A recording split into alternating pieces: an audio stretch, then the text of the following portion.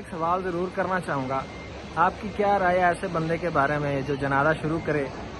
اور جنازے میں کھڑے ساتھ والے بندے کو نوٹ کر رہا ہے؟ جس طرح ساتھ والا کر رہا ہے اسی طرح کر رہا ہے، اگر وہ غلطی کر رہا ہے تو وہ غلطی کر رہا ہے۔ یقیناً ہم کہیں گے کہ یار اتنا احمق، بیسک چیز بھی نہیں پتا،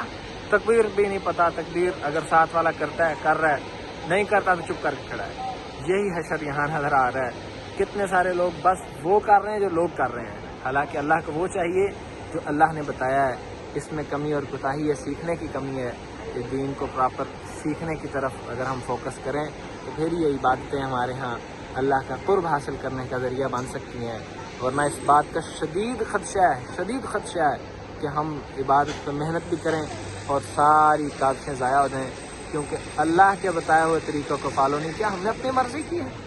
اور اللہ کی مرضی دین اسلام نہیں ہے۔ اللہ کی مرضی ہی دین اسلام ہے، اور اسلام میں آنے کا مطلب ہی یہ ہے کہ آپ اپنی مرضی کو اللہ کی مرضی کے سپرد کر دیں، سرنڈر کر دیں کہ آج سے وہ چلے گا جو میرا رب کہے گا۔ وما توفیقی الا باللہ۔